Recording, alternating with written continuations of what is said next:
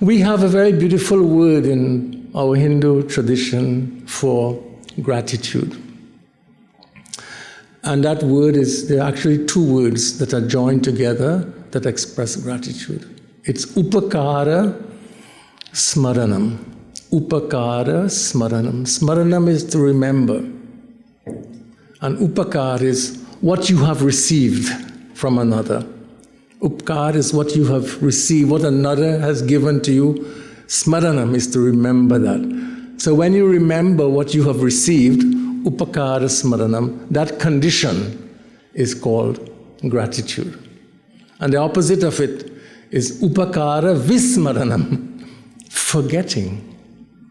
Sometimes intentionally forgetting what you have received from others, what others have given to you. So tonight, upakara smaranam, we remember what we have all received.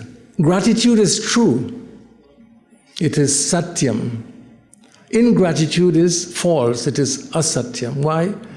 Because we are all receivers. Sometimes we boast, I mention this often, people speak of themselves as self-made persons. But nobody is self-made.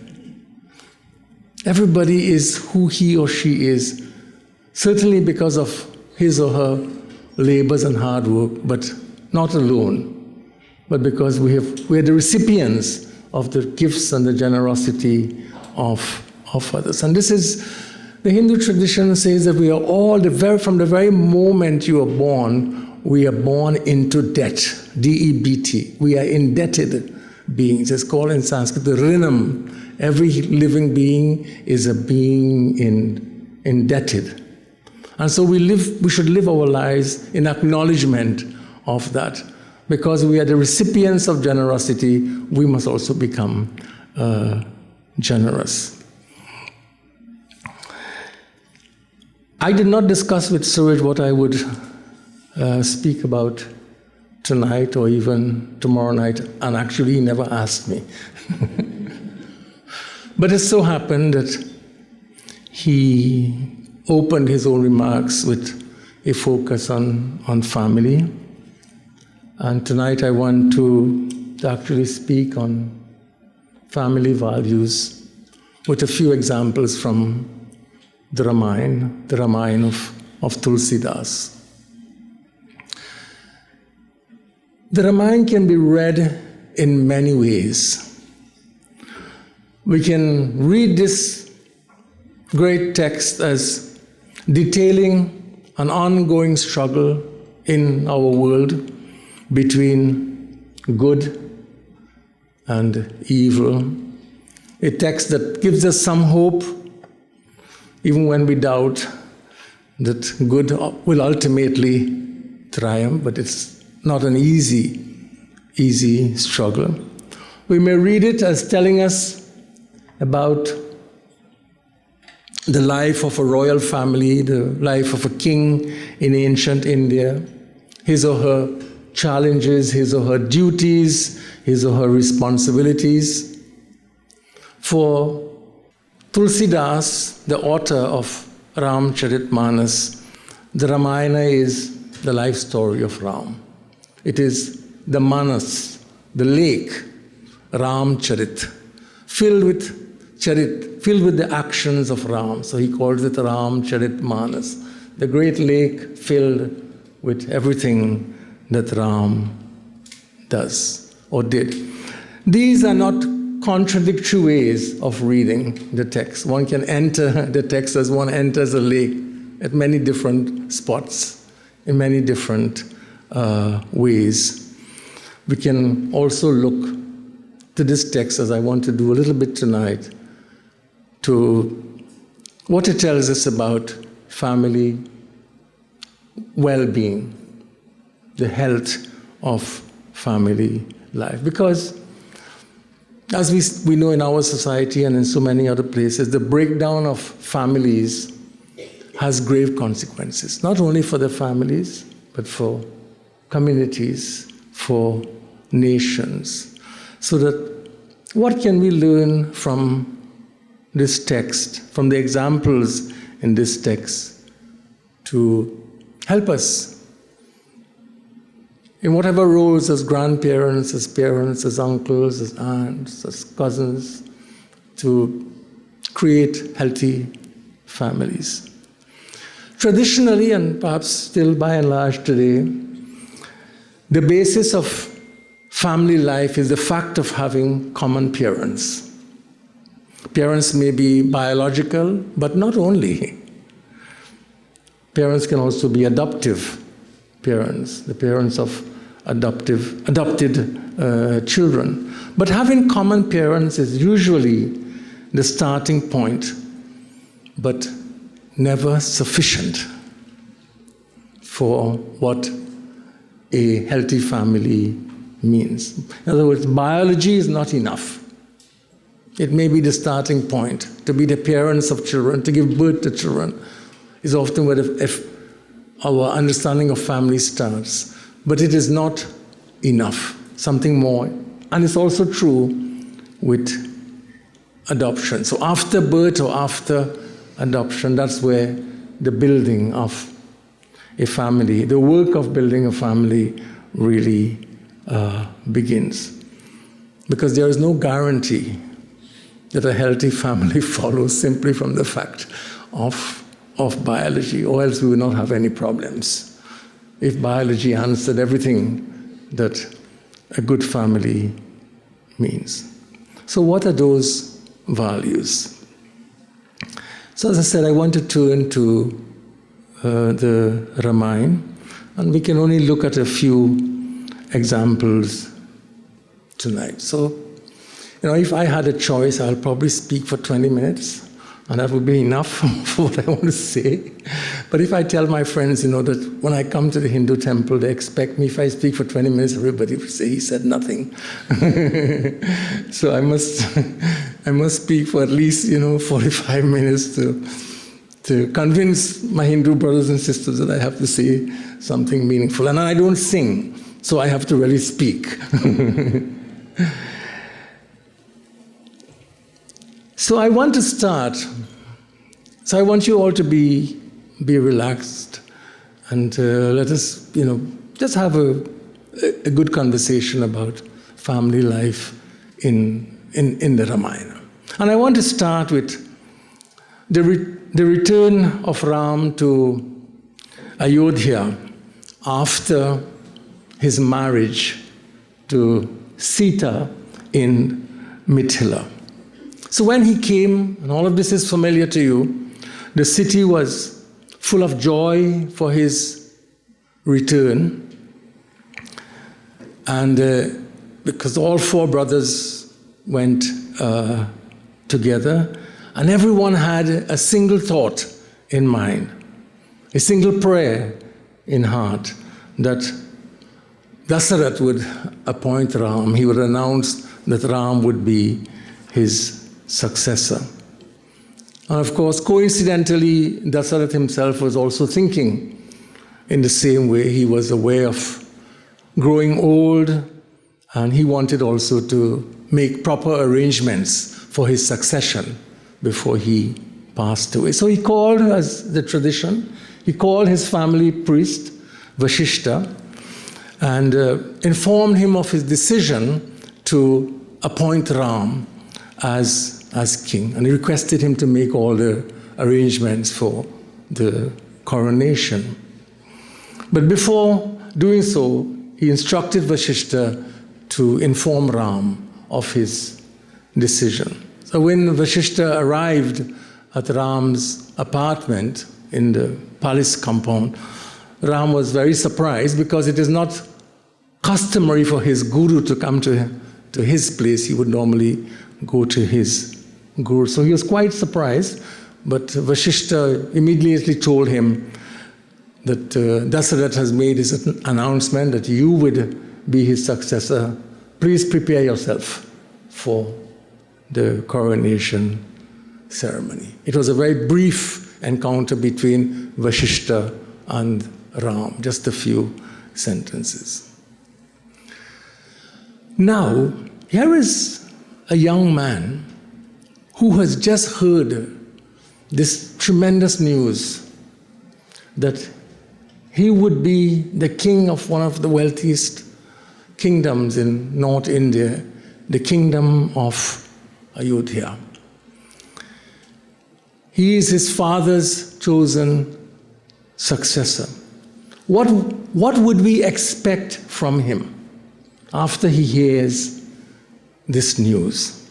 How does a political leader respond when he or she learns that she or he will become president or he'll become prime minister? What is the typical response?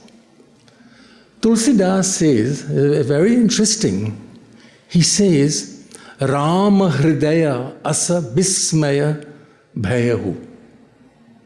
Ram Hridaya, the heart.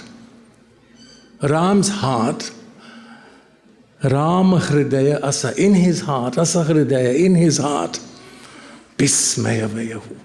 He felt a great fear. Bhaya. His heart was filled with fear when he heard from his guru that he is going to be the king of Ayodhya. So you would think, why would Ram be fearful? Why would his heart tremble in fear? So if you're going to assume a leadership position, perhaps you might think, well, it's normal. He's probably worried about assuming all of these responsibilities, such sudden responsibilities thrust upon him, and he's fearful about his ability to carry the burdens of being the king of Ayodhya. In other words, he might be thinking, am I prepared for this? Am I ready? Will I succeed?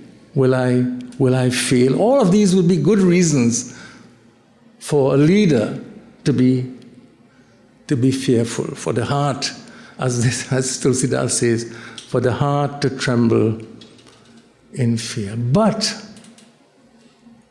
this is not why he was afraid, at least not in Ramayana.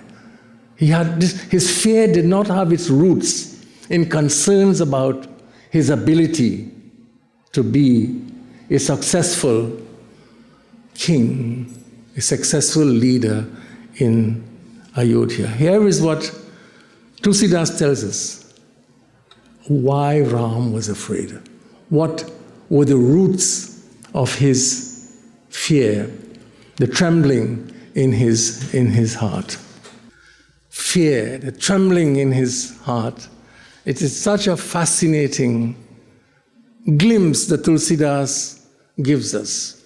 However you receive it, this is what Tulsidas says was at the root of Ram's fear. Janme ek sanga sababhai. So there were 4 brothers. And he says, this is what he sort of gives into Ram's stream of consciousness, as we say. Janme ek. We were born together. The 4 brothers, we were born together. Janme ek. We had a single birth, close in time, at least born on the same day. Bhojana shayana ke lilarikai. And we never ate a meal separately. We ate together. Bhojana. We slept side by side. Bhojana shayana ke lilarikai. And we played, not separately, we played together. Vimala vamsa yehu anuchita eku. Unfortunately, he says, that we have this tradition that the eldest will succeed on the throne. Vimala Vamsa. This is one problem we have, that this is our tradition, that the eldest son becomes the king. And I can't share it with them. This is the first thing that I can't share with my brothers. The throne is not a shareable commodity. Only one could become the king. So then why is he afraid? I think he's afraid that becoming the leader is going to create a distance now between him and his brothers. And that's why he begins by describing, we were born together, we ate together, we slept together, we played together, everything was done together. But now it was going to happen. I am the king, and even for my brothers, they will see me as king, and then the intimacy of our relationship will be changed. For the first time, something is happening now that he's worried is going to affect the closeness, the shared nature, if I put it now. Would they now treat me as king and no longer as brother? Would the crown create a distance between me and my brothers now that I would be king? You have to admit that this is not a usual reaction to somebody who is ascending to power.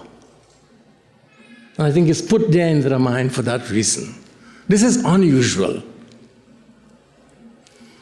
Those who attain power usually rejoice in the fact that they would now be distinguished from everyone else, or be elevated above everyone else. But Ram is fearful that power will lead to distance, and the shared life that he had with his brothers would no longer be the same. So this is not normal, it's not typical. I don't think, for example, that King Charles worried about this when finally he became the king of England. I don't think that would be his reaction. How would this now affect my relationships with everyone else in my family? But even if we look to ancient times, it's still unusual, because we know historically about the rivalries among siblings for the throne, and sometimes the violence that accompanied such rivalries for power and for a kingdom. So this is extraordinary. And of course, Tulsidas wants to call attention to this. Ram's response, Ram is different. He's free from the greed for power. As a leader, he's not motivated by the greed for power, and does not really derive joy simply from the fact of exerting power over others. He values relationships. And in this case, the relationship with his siblings, and he's fearful that the throne will get in the way of this relationship. What I think we see here, even though, as he said, this is the tradition that the eldest will become the king, he never thought of himself as a competitor or as a rival to his brothers. Their relationship was not a relationship of competing with each other for power or rivalry. Becoming the king, as I said, was not a reason to look down upon his brothers. And he's concerned that this is a privilege that should not divide them. And I think we will see in the Ramayana how, what he does to maintain that relationship, not to allow power to divide his family. And Tulsidas adds, as he concludes these two verses that look into Ram's heart, he says that Prabhu Saprema Pachitani Suhai. I want you to see, if you have any doubts about the kind of person he is, look at his heart. He says, look at the fear that he's experienced. Prabhu Saprema Pachitani Suhai. That's a fear that is, he describes it as Saprema Pachitani, a fear that is born out of love. Sometimes fear can have many sources, but in this case, his fear has its roots in love. It's saprema. It is a fear and anxiety born out of love. So Prabhu Saprema Pachitani Suhai. Harahu Bhagata Manake Kutilai. Please let this remove from your thinking any conclusion that Ram was greedy for the throne. Because when he learned that he's going to get the throne, his concern was for his family. How will this affect his relationship? You know, I think personally, the best leaders in any role, whether it's a temple leadership, a community leadership,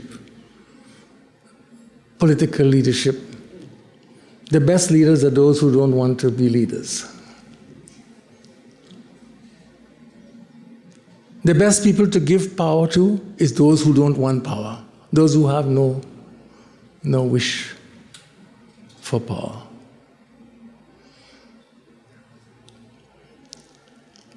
Those without the greed to lead will be the best leaders. And such people are very rare. Such leaders are very rare. The reluctant leader.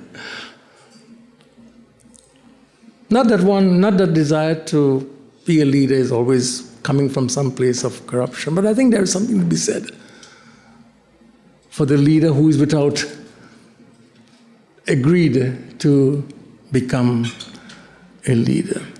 So in Ram's reaction to the announcement that he would be king, his mind immediately goes to family concerns, to the unity of his family. Immediately he cares about his family. And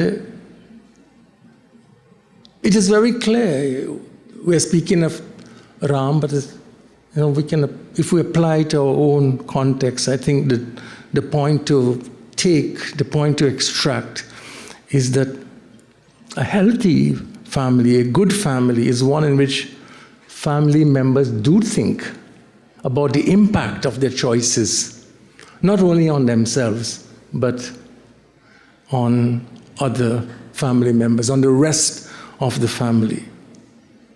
How will this action, how will this choice affect the integrity, the well-being of the family?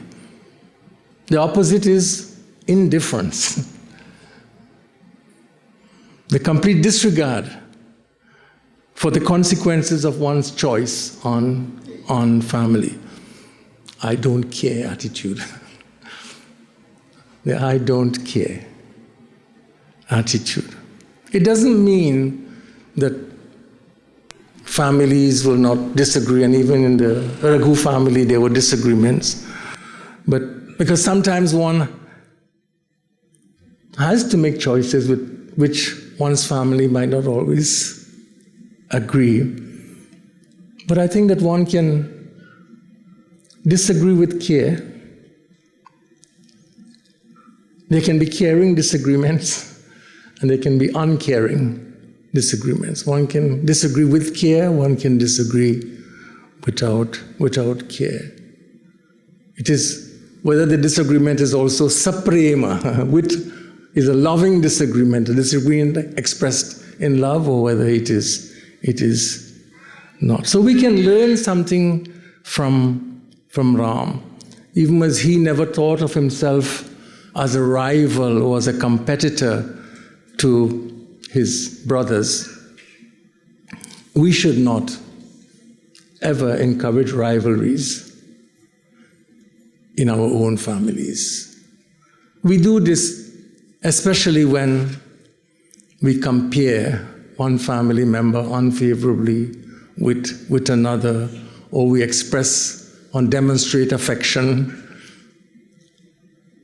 in unequal forms. Such forms of parenting only create friction and divisions in families. Don't build the kind of healthy family that we see in this incident. So I think that while we don't have any direct evidence in the Ramayana, but I would say on the basis of Ram's response and the kind of relationship that he had with his brothers, that they were not raised to treat each other as rivals or competitors. He would not respond in that way if he was raised to think that he was better than his brothers, that he was superior to his brothers.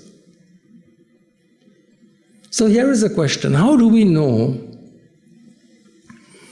that Ram was sincere in the way in which Tulsidas describes him? How do we know that he was sincere in his concern for his family when he learned that he will be king, and he had this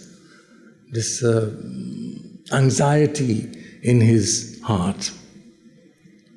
How can we judge that, Ram was truly and sincerely afraid that this would fracture and divide himself from his brothers? Tulsidas tells us so, but is there any other evidence that he was sincere in his concern? I think that there is evidence, and we see the evidence very shortly after he learns about the promises made by his father to his stepmother, when he learns that he will lose the throne. On the same day that he called to the throne, on the same day he learns that he may no longer have that throne, and he gives it up without resistance. He gives it up. He doesn't fight to hold on to it. He lets it go. And we know if he was not sincere, he would not hold on to that throne. If he was not sincere, he would hold on to that throne, never allow Bharat to be the king for 14 years. So, in other words, sincerity may be also judged by how willing one is to give up power. One's moral commitments are not only displayed in seeking to get power, but the willingness to also let it go when it is necessary for some principled position. I can also give it up. The ladies in the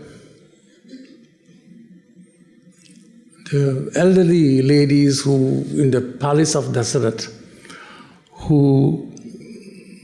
they were the wives of the priests.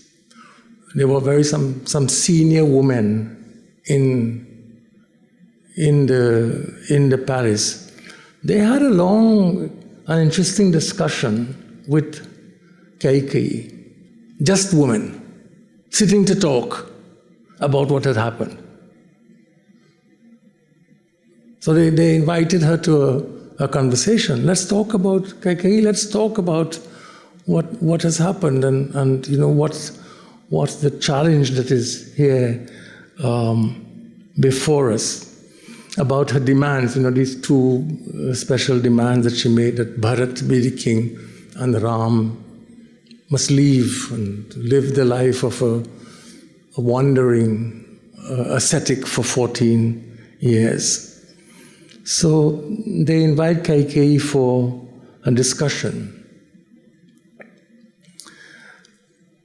And among the many things they say to him, he says that Bharata hi avasi dehu yuvaraja, kanana kaha ram kara kaju. Bharata hi avasi dehu yuvaraja. Okay, Kaikeyi. Let Bharat be the king. If this is what you want, let Bharat be the king. Stick to this request.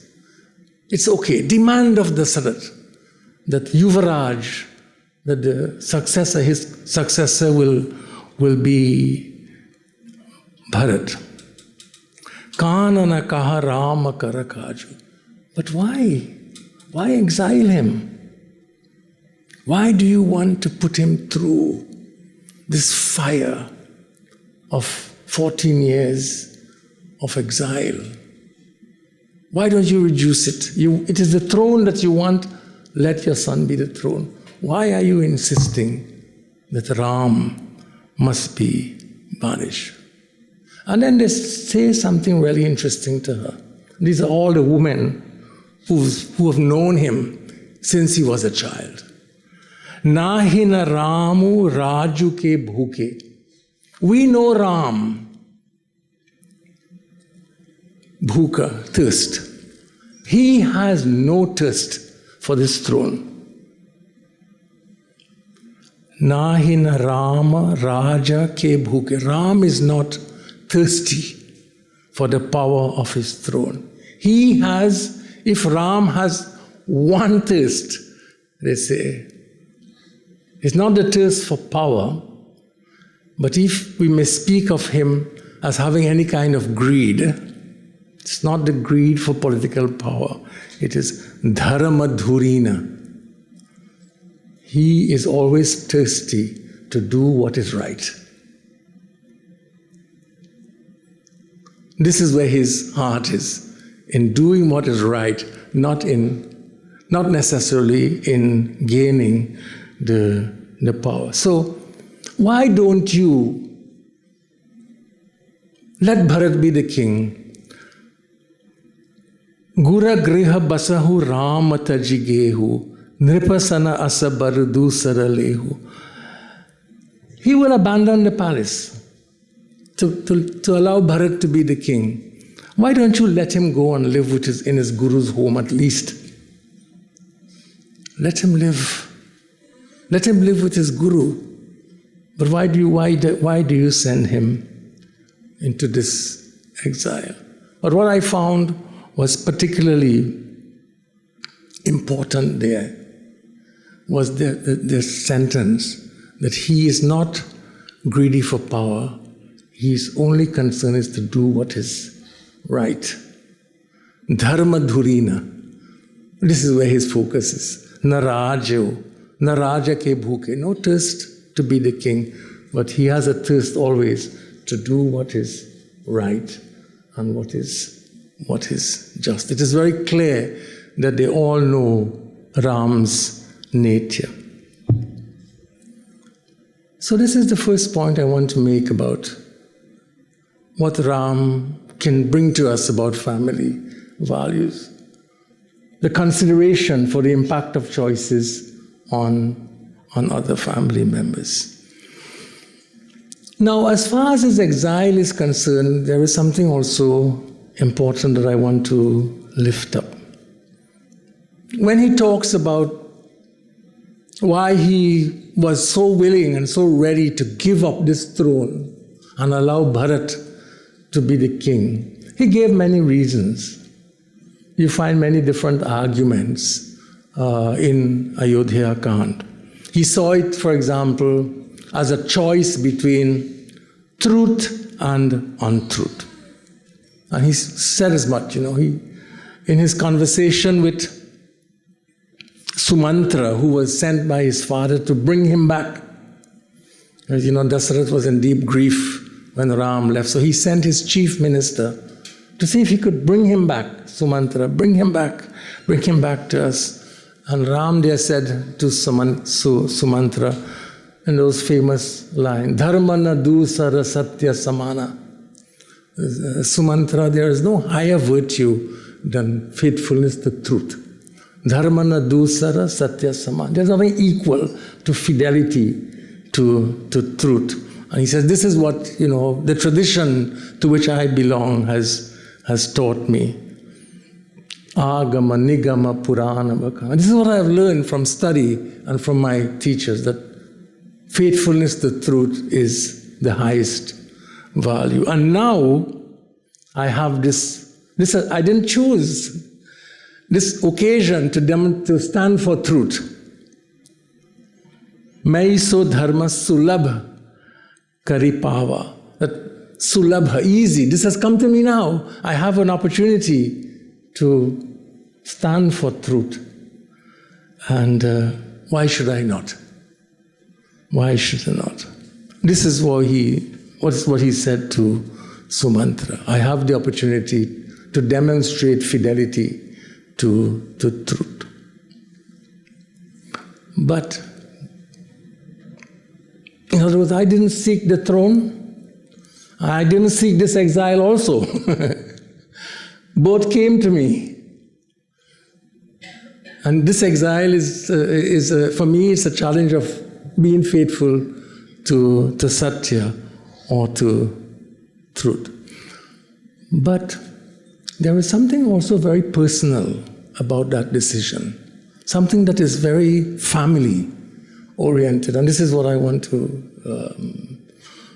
put share some light on. Yes, he puts it in this abstract way that, it is a choice that he has to make for truth or untruth. But Ram was concerned about the moral reputation of his family. It was not simply, I must choose truth over untruth. I think in this instant, the integrity of his family was at stake. The moral credibility, if we put it in that way, the moral reputation of his family was at stake. His father, after all, was the leader, the king of Ayodhya, and the consequences would be terrible if he lost the trust of his people by his moral failure to keep his word.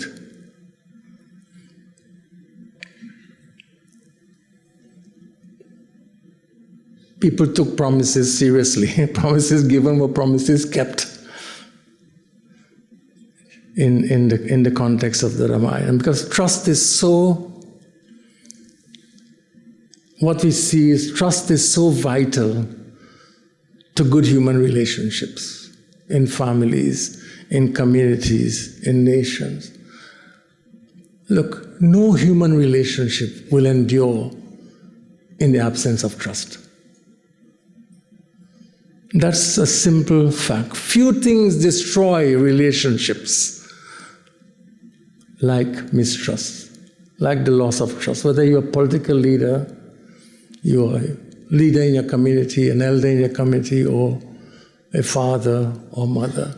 When you lose the trust of your children, or you lose the trust of your citizens, you are a leader in name only. So trust is vital. And Ram understood this, and he knew that the moral reputation of his family was at stake there. You know that beautiful line of Ramayana. If you don't know it, you should remember it tonight, but I think everyone here will remember just that one line. Raghu kul riti sada chali aayi, pran jai baru vachan na jai. Even Kaikeyi knew that, because these were her words. Raghu kul riti sada chali aayi. This family has kept the tradition. This family of Raghu has built this reputation over generations. This is the riti, this is the established tradition of this Raghu family. Pran jai baru vachan na jai. That they will give their lives, pran jai, but will not lose the trust, will not betray a promise. Rambachan, vachan means the word, but would not be unfaithful to a word that is given, a pledge that is made, a promise that is made. Raghukula riti sada chali aayi, pran jai baru vachan na jai. But they will not betray a promise or a commitment that is made, sacrifice their lives first. And Ram did not want to do anything to damage this long established tradition of commitment to virtue in his family. Because whatever you said, he knew that people would say, the king made a promise that he didn't keep. He understood himself as having an obligation to protect the moral standing of his family by his own actions. I think that from Ram, this is a point that we often don't give enough thought to. We think a lot when we raise our families about ensuring that they have everything that is needed for material well-being, for material success and achievement. We want to secure, and rightfully so, all that is necessary for them. But we don't think hard enough about building a tradition of fidelity to ethical values, ethical responsibilities, to develop children who are morally trustworthy and who exemplify high moral values. We don't work hard enough to secure that. So in the case of Ram, preserving the moral reputation of his family is so important that he was willing, and this is why the story continues the life of Ram continues to be told and to hold our attention. And we need to sometimes think anew about it, that for the sake of the moral reputation of his family, he gave up that throne.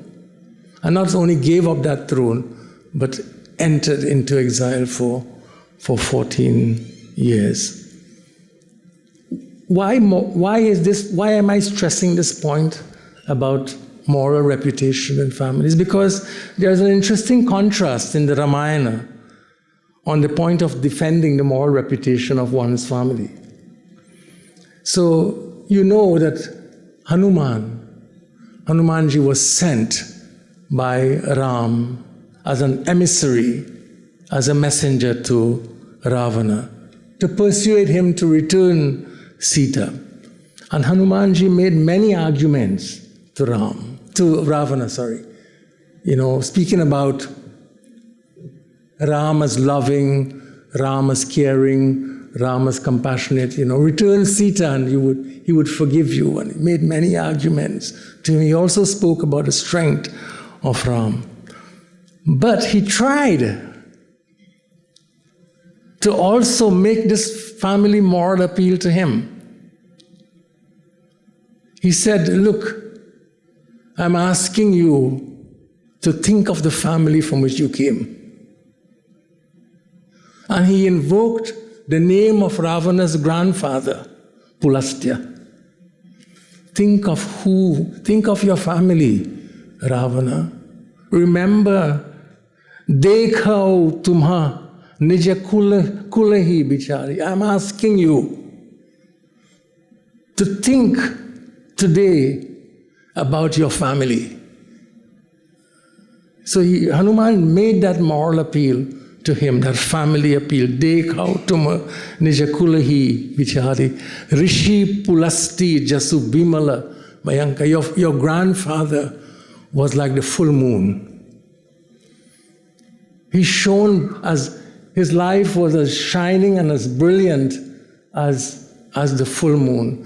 And today, by your actions, you are putting a blemish. You are adding blemish, he told him, Tehi sasi mahujani ho kalanka. Today you are blemishing the reputation, the virtuous reputation of your family. He tried. Hanumanji knew that this was in that time. This was a powerful appeal. He thought that this may move this man. That if I invoked his family to him and reminded him, of his grandfather's legacy, that somehow I could reach his heart. For your family's sake, turn away. Seek peace with Ram. Return Sita. And his brother also, Vibhishan. They all came back to him on this point about family. Vibhishan also invoked the grandfather, Pulastya, and say, for his sake, Ravana, why don't you return Sita? But this had no effect. Unlike Ram, who chose to give up the throne and to accept exile for the high moral integrity and reputation of his family, Ram gave up a throne for the sake of his family, went into exile. But Ravana did not want to give up Sita to maintain the high reputation of his family.